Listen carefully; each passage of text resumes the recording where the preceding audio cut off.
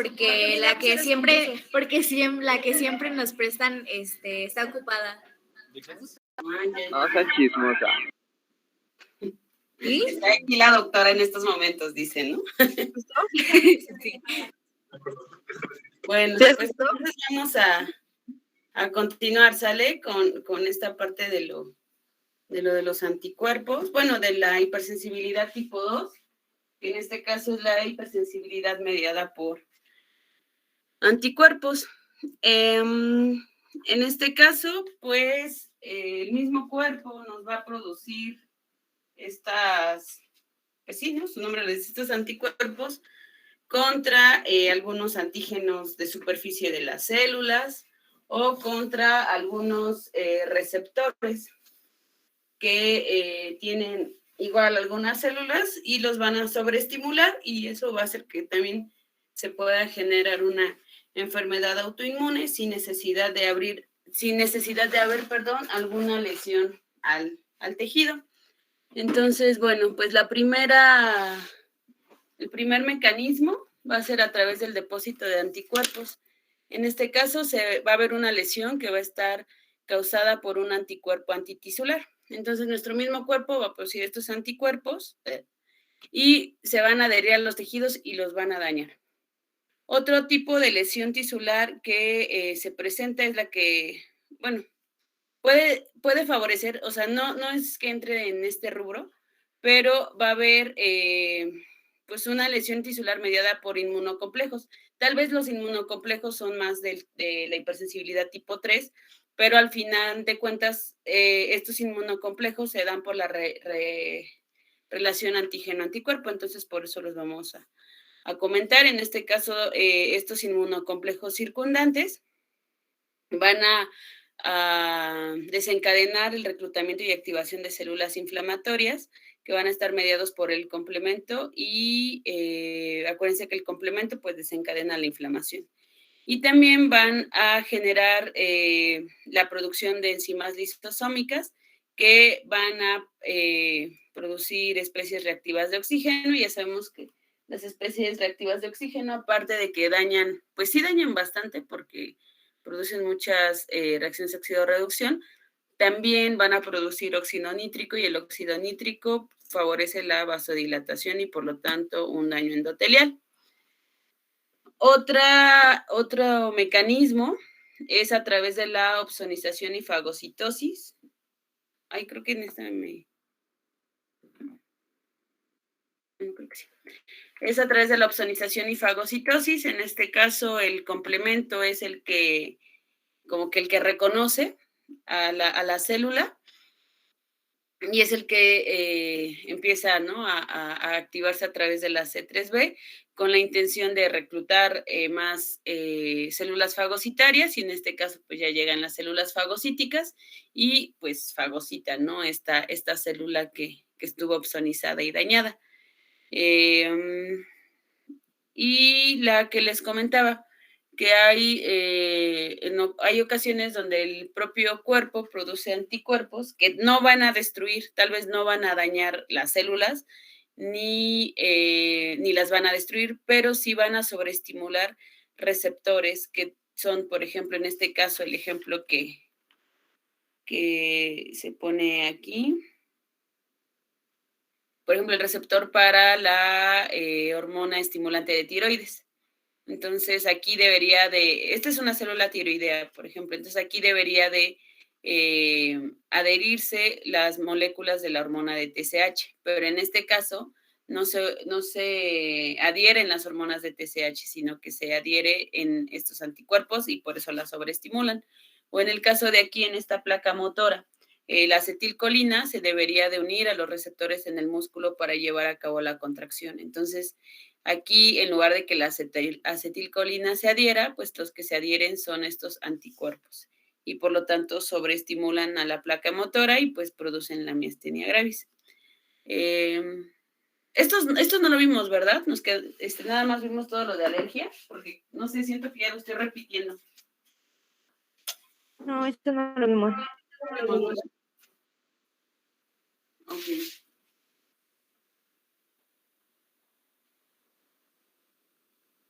Y bueno, entonces... No lo hemos visto. ¿Perdón? No, que aún no lo vemos. Ah, ya. Bueno, entonces tenemos en esta primera parte de la hipersensibilidad generada por anticuerpos, y tenemos primero las que afectan a las células, o sea, las que las destruyen o las lisan.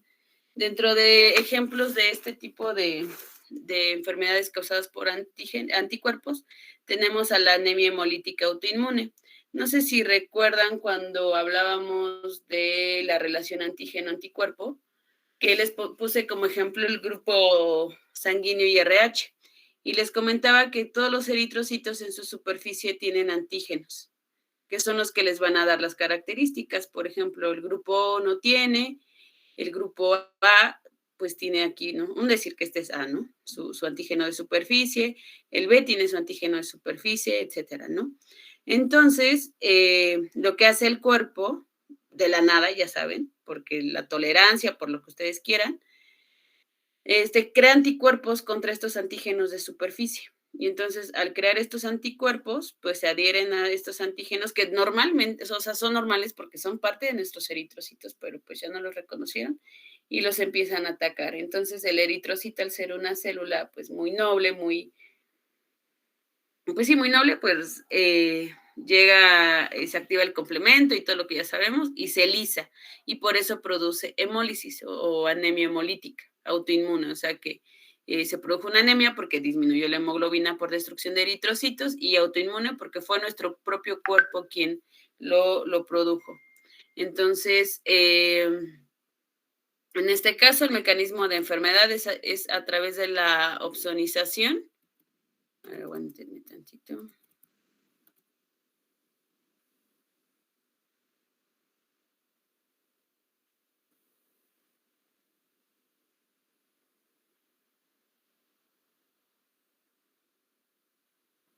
Espérenme.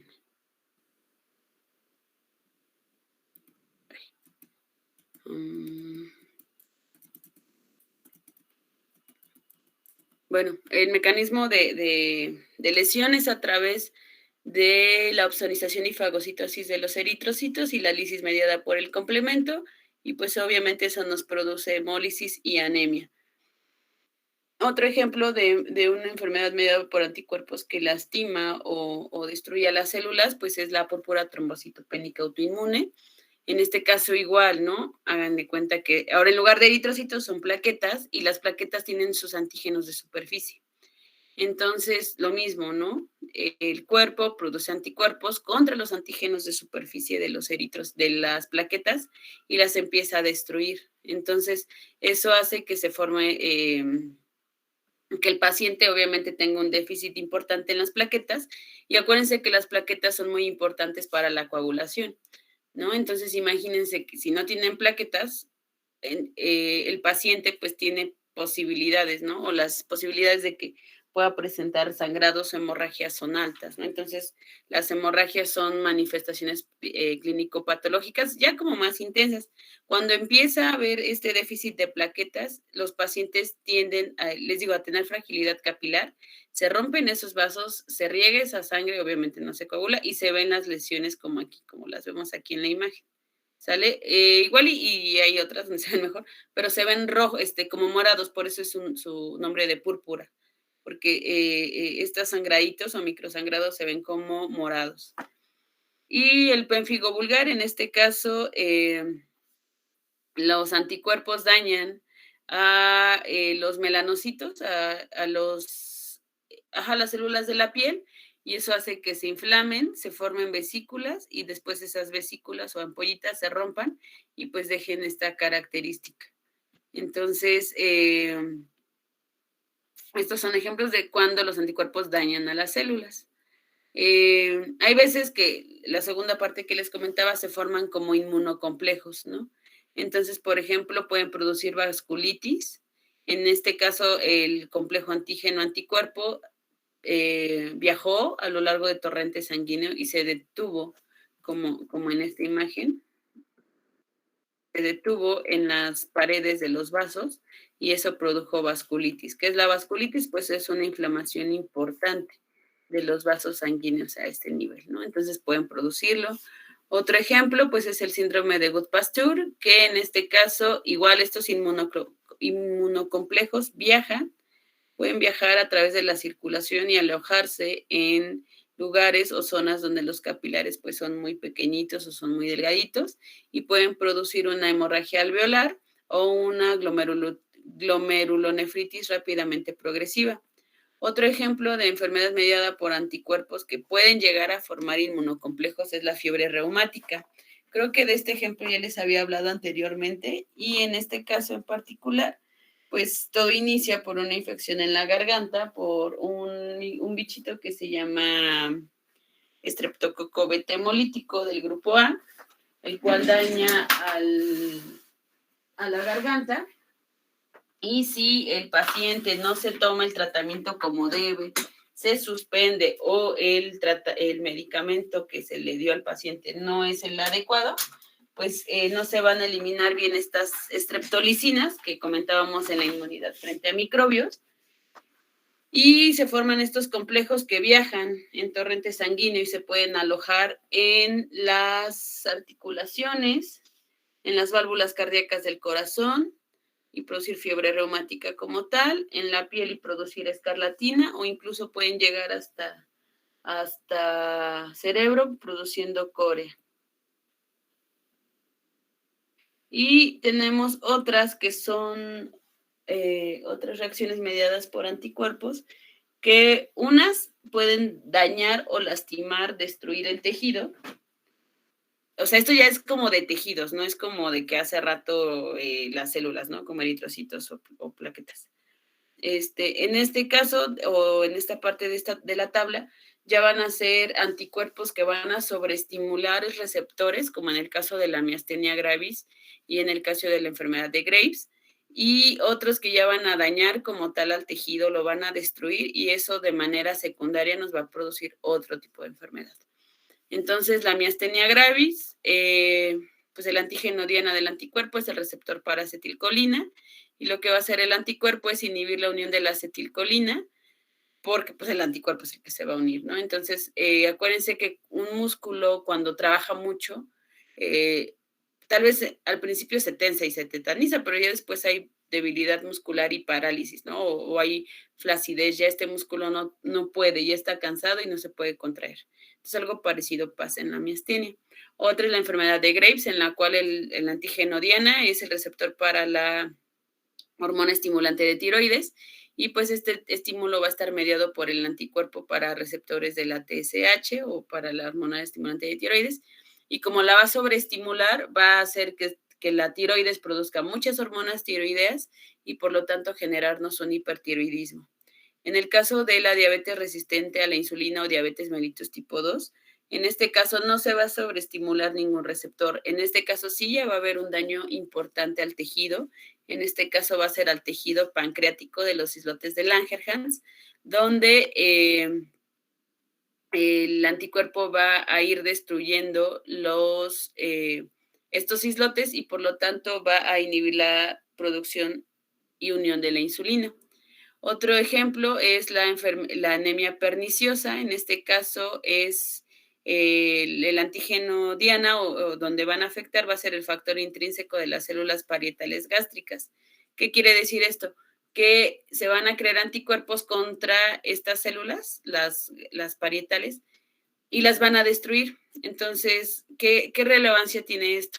Que las células parietales producen el factor intrínseco, y el factor intrínseco es muy importante para la absorción de vitamina B12.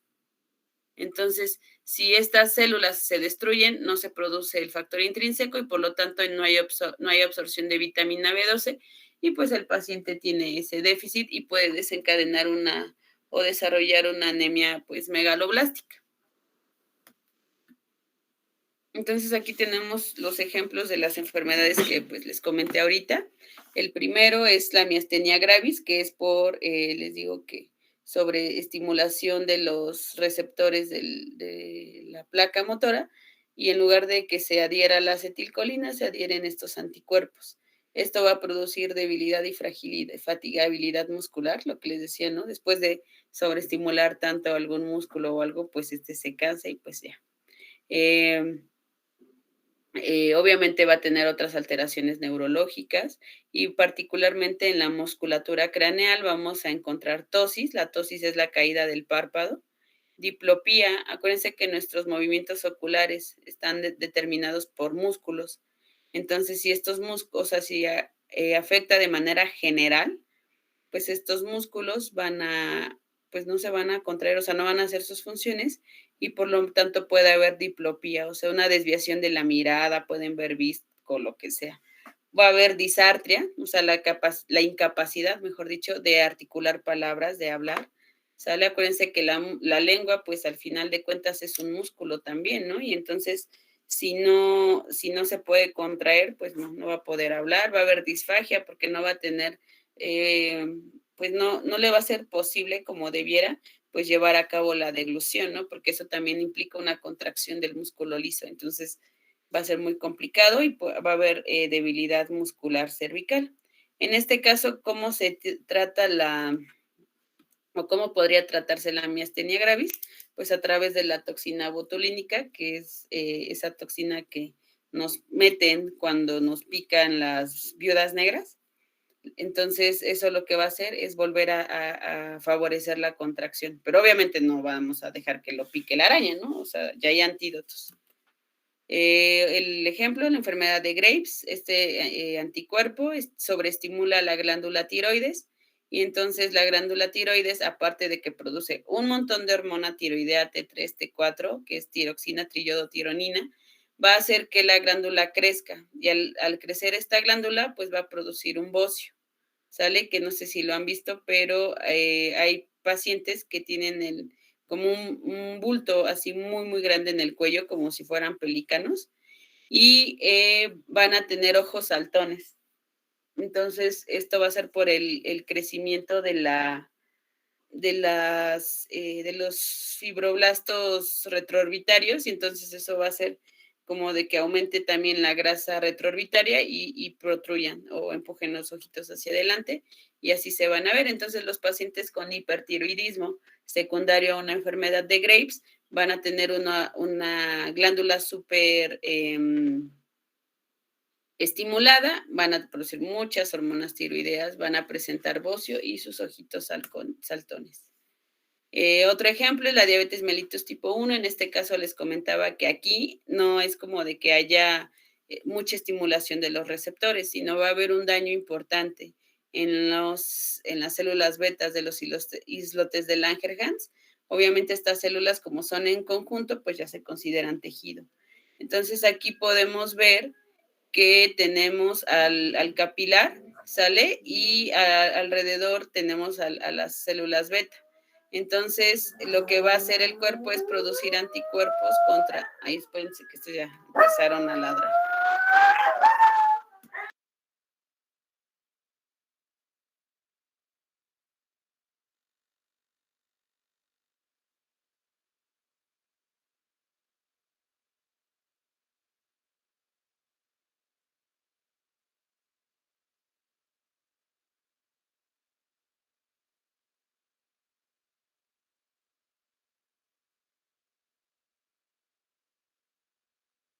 Ay, perdón, es que de que pasa el gas, les da por estar ladrando.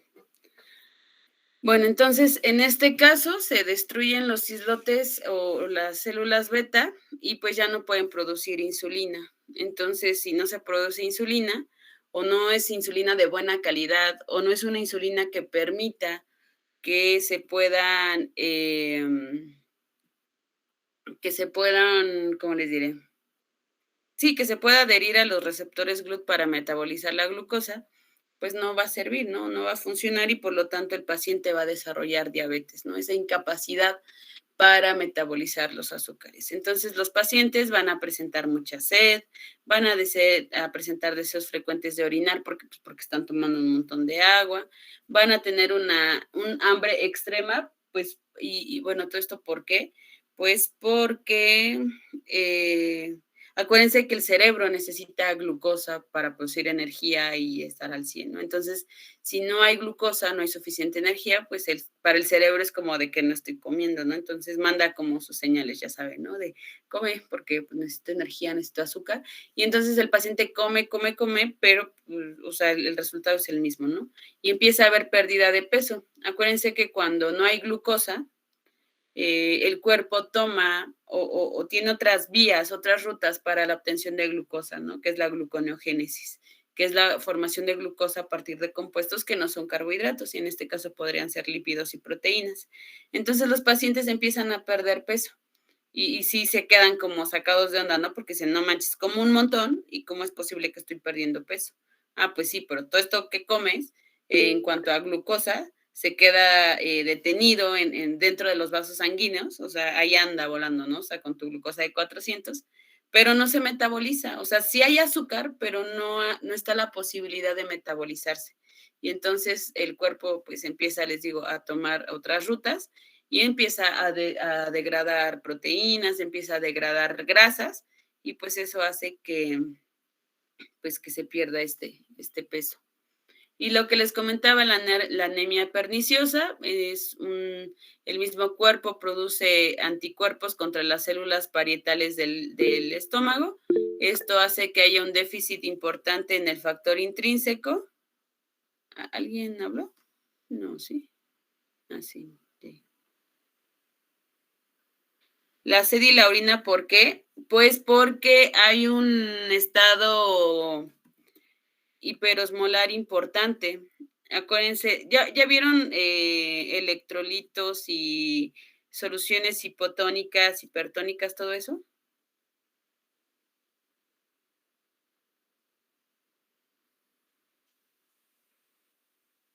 ¿Ya vieron ese temilla? Bueno, acuérdense que va a haber, les voy a poner el ejemplo, nada más como para que veamos o llevemos esta relación, ¿no? Una solución hipertónica significa que hay mucho soluto, muchas partículas y poco solvente. Una isotónica menciona que pues ahí se van, ¿no? Mitad y mitad, ¿no? Mitad solutos, mitad solventes. Y una hipotónica que pues hay pocos solutos y mucho solvente, ¿no? Entonces, por ejemplo, poca glucosa, mucho líquido vascular, isotónico mitad y mitad, e hipertónica mucho glucosa, poco agua, ¿no? Por ejemplo. Entonces, como los niveles de glucosa en sangre están muy elevados porque no se pueden metabolizar, o sea, ¿cómo les diré? No es que no se degraden los carbohidratos, o sea, eso sí pasa porque lo hacen las enzimas pancreáticas. Lo único que no pasa es que, bueno, ya se hizo la digestión, ya se absorbió esa glucosa, pues ahora metaboliza, o sea, destrúyela, conviértela en energía. Es ese punto donde no se puede. Entonces, toda esa glucosa que sí se digirió, que sí se absorbió, anda en torrente sanguíneo porque no se puede metabolizar, porque no puede adherirse a los GLUT de las células para llevar a cabo la glucólisis, ¿no? Entonces, aquí lo que pasa es que, como poniendo un ejemplo por esto de la sed, dentro de los vasos sanguíneos hay como un estado hiperosmolar, ¿no? Hay mucho soluto, hay mucha azúcar. No sé si se alcanza a ver, espérenme tantito.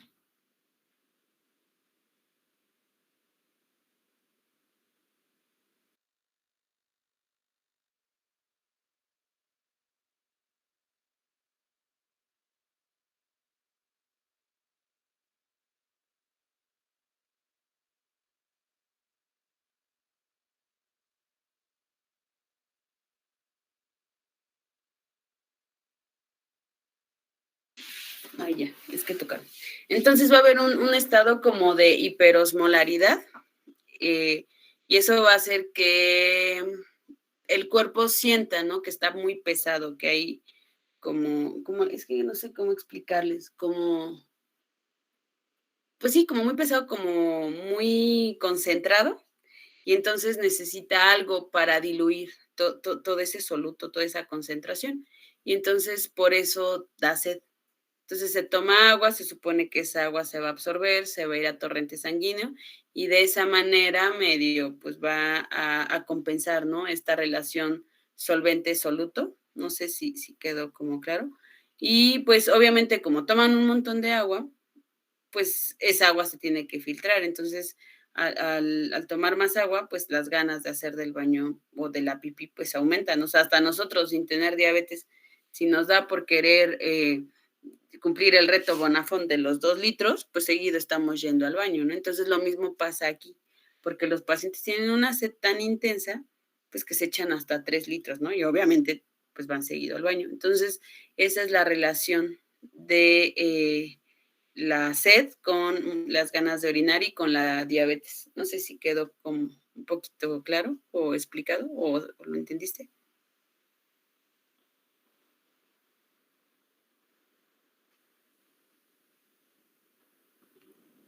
Sí. Entonces, Yair, ¿sí o no? Bueno, porque tú lo preguntaste.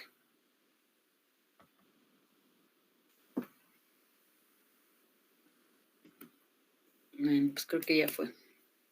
Bueno, entonces otro ejemplo es la anemia perniciosa. En este caso, el propio cuerpo destruye lo que les comentaba hace rato, las células parietales del estómago. Esas células parietales no producen factor intrínseco. No. Ay, Yair, a ver, ¿cómo te puedo explicar? Deja buscar una imagen.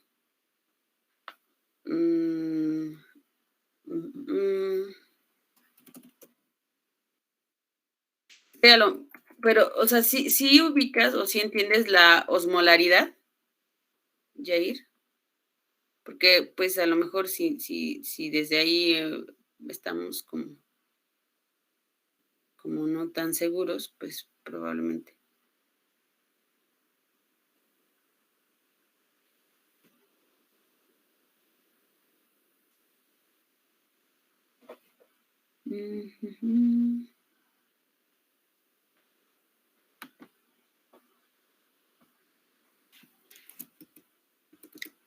Mira, te pongo una más para.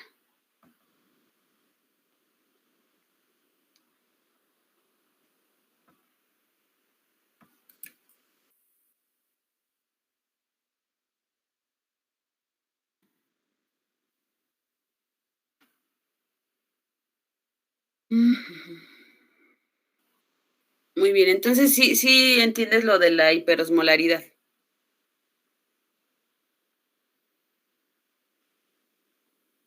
Es que la relación de la sed no es porque la insulina genere sed, sino que el hecho de que haya un estado hiperosmolar, por ejemplo, aquí tenemos una imagen, en sí la sed da con diabetes tipo 1 y diabetes tipo 2, ¿no?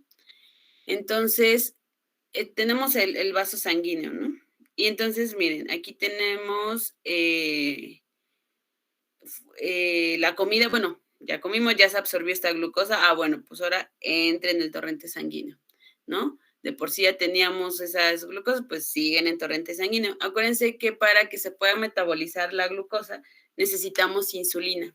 Entonces se produce también a la par insulina, esas moléculas de insulina. Entonces esas moléculas de insulina también entran en torrente sanguíneo. Entonces aquí ya hay un estado hiperosmolar, ¿no? Porque hay un montón de glucosa, hay un montón de insulina, más lo que se acumule, ¿no? Que pueda haber, no sé, grasas, proteínas, colesterol, triglicéridos, todo eso. Entonces, esto en conjunto, o sea, no sé si, por ejemplo, debía haber nada más una de glucosa y una de insulina. No, pues ahora hay un montón de glucosa y un montón de insulina, ¿no? La insulina, ¿por qué? Porque es de mala calidad y no permite metabolizar el azúcar. Y el azúcar, pues hay un montón porque no se puede metabolizar. Entonces, esto hace que, por ejemplo, miren, a nivel de torrente sanguíneo haya mucho soluto, esté como muy concentrado, haya un estado hiperosmolar importante. Entonces, aquí la sed viene no porque haya mucha insulina o porque haya o no haya insulina, sino porque hay un estado muy como pesado, ¿no? O sea, un estado hiperosmolar que va a requerir que nosotros ingeramos agua pues para que podamos, ay, ¿cómo se llama?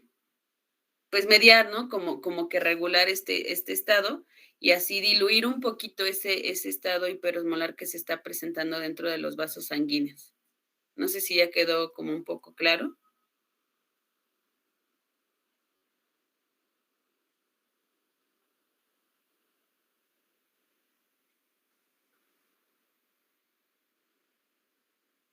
Yair.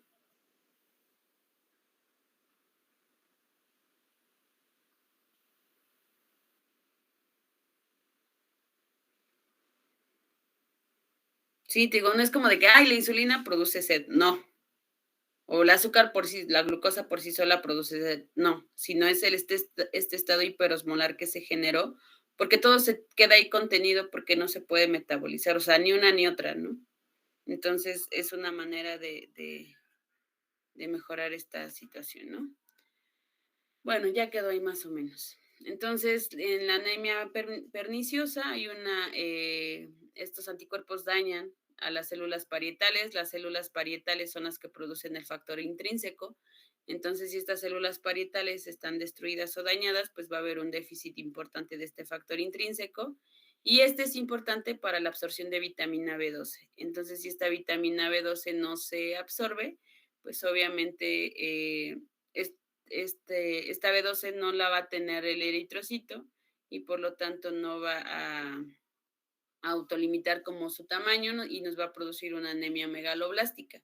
Aquí, ¿por qué se produce la lisis? Porque acuérdense que los eritros viajan en todo el torrente, ¿no? Y entonces pasan a través de lugares muy, muy pequeñitos que están solo hechos para el tamaño normal del eritrocito. Entonces, si el eritrocito se agranda o cambia, pues obviamente no va a caber y en esta intención de querer entrar, se lastima, se lisa y por eso nos produce anemia. Luego vienen las enfermedades mediadas por inmunocomplejos, que es la hipersensibilidad tipo 3, y estas enfermedades se deben al depósito de inmunocomplejos en los vasos sanguíneos. Como ejemplos tenemos el lupus eritematoso, la panenteritis nudosa, la glomerulonefritis postestreptocócica y la enfermedad del suero. En este caso, pues les digo, se forman inmunocomplejos que se adhieren a los vasos y producen la inflamación del riñón, de las venas, de las articulaciones, por ejemplo. Entonces, pues en este caso, bueno, eso es por inmunocomplejos, los vamos a comentar más adelante. Y el tipo de hipersensibilidad, la hipersensibilidad tipo 4 es la que es mediada por los linfocitos T o las células T. En este caso, el linfocito T va a favorecer la inflamación mediada por citocinas a través de los TCD4 cooperadores para que recluten a las células fagocíticas, produzcan inflamación y eso pues va a terminar en una lesión tisular. Y por otro lado, la citotoxicidad mediada por linfocitos T, CD8, que son los citotóxicos, que estos acuérdense que no mandan a traer a nadie, solitos matan y destruyen. Y como ejemplos de estas enfermedades mediadas por las células T, tenemos a la artritis reumatoide, que pues lastima o daña a las articulaciones, la esclerosis múltiple, que en este caso los linfocitos T dañan a las vainas de mielina de las neuronas. En la diabetes tipo 1, pues que se lastiman o se dañan a las células beta de los islotes de Langerhans. En la enfermedad pélvica inflamatoria, se atacan a las propias células igual del intestino. Y la psoriasis, que en este caso estos linfocitos T van a dañar a los antígenos cutáneos, o bueno, que se encuentren en la piel, que los van a considerar como desconocidos. Y bueno, aquí tenemos un ejemplo de la artritis reumatoide. En este caso, lo que van a hacer estos anticuerpos va a ser que van a estimular a los osteoclastos. Acuérdense que los blastos forman y los clastos destruyen. Entonces, en este caso, quienes van a estar muy como sobreestimulados van a ser los osteoclastos. Entonces, si ya dijimos que estos producen destrucción, pues van a ir, ¿no? Destruyendo pues sí, a los huesitos, ¿no? Que se tienen, y pues obviamente también al destruir se van a activar estas células inflamatorias y entonces va a haber como de todo, ¿no? La articulación muy inflamada, pero las estructuras se empiezan a destruir y entonces por eso los pacientes con artritis reumatoide, por un lado están inflamados y tienen un nódulo por aquí, pero también se están destruyendo, entonces por eso se dan estas deformaciones. La esclerosis múltiple es una enfermedad neurodegenerativa, se considera de tipo pues autoinmune, en la cual estos anticuerpos, como lo tenemos aquí en la imagen, se adhieren a las vainas de mielina de las neuronas y los empieza a destruir. ¿Sale? Entonces aquí vienen los linfocitos T, siguen destruyendo y pues dejan, ¿no? Como cablecito pelado. Y acuérdense que si las neuronas, o sea, que la vaina de mielina ayuda como conductor, ¿no? Nervioso. Entonces, si se elimina, pues ya no, o sea, no hay manera como tal de que se lleven a cabo estos impulsos nerviosos. Y entonces, pues al no llevar a cabo bien sus funciones, pues nos va a presentar signos y síntomas pues para esta enfermedad, ¿no? Entonces los pacientes van a presentar principalmente, por ejemplo, rigidez y espasmos, van a presentar debilidad muscular, van a tener problemas de control de esfínteres, sobre todo del esfínter vesical, va a haber problemas intestinales, obviamente no van a coordinar, van a tener problemas al pasar o masticar o tragar. ¿Cómo? Y bueno, pues van a tener disartria, o sea que no van a poder hablar como que se debe, no se les va a entender, o van a como balbucear. Otro ejemplo es la enfermedad inflamatoria intestinal. En este caso se van a atacar, estas células T van a atacar a la mucosa intestinal. Esta mucosa intestinal se va a inflamar y pues va a generar un mecanismo de defensa en el cual pues va a estar sobreestimulado el tubo digestivo, pues nos va a producir diarrea. El hecho de que estén inflamadas estas vellosidades van a hacer que uno no pueda absorber los nutrientes y por lo tanto va a haber cierta pérdida de peso. Va a haber cansancio extremo porque obviamente si no estás absorbiendo los nutrientes, pues no vas a tener energía ni nutrientes. Y puede haber fiebre y vómito, pero en esta enfermedad inflamatoria intestinal es porque las células T dañan a la mucosa. Y por último tenemos a la psoriasis. En este caso es una enfermedad de la piel, es autoinmune y en este caso las células T van a dañar a las células de la piel como tal. Y entonces esto va a hacer pues que se inflame y posterior a la inflamación pues las células o las regiones afectadas pues van a presentar descamación. Y entonces, por ejemplo, así les pongas pomadas y eso, pues no se van a quitar. Hay veces que algunos compañeros médicos confunden estas lesiones de psoriasis por alguna micosis. Entonces los están tratando, por ejemplo, con miconazol, ketoconazol, terbinafina y bueno, ya están ahí encremados y pues no mejoran, pero pues porque no es por un hongo, ¿no? Simplemente es una situación autoinmune que probablemente si inhibimos toda esta inflamación a través de esteroides, pues van a mejorar. ¿Sale? Y creo que eso es todo en cuanto a las enfermedades que nos producen las enfermedades autoinmunes, alérgicas o pues sí, de todo, ¿no? De todo tipo, de los 4 tipos de hipersensibilidad. ¿Alguna duda o alguna pregunta con lo que acabamos de comentar?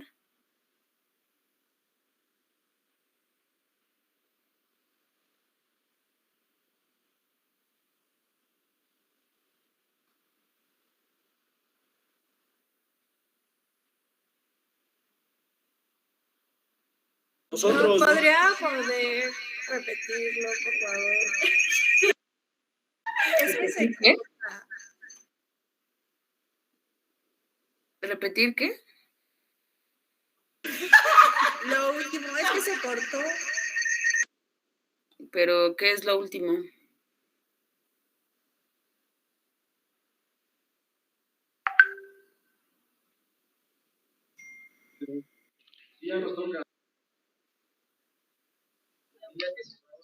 ¿Cuál fue lo último? ¿Lo de la psoriasis?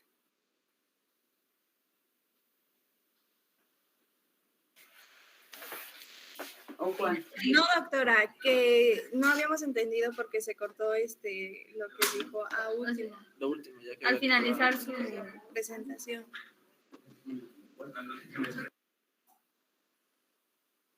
No, pues nada más que si había alguna duda. No, doc. Órale, entonces a quien le toca, ¿qué le toca? Así, la inmunología del trasplante, pues empiece con su presentación, por favor.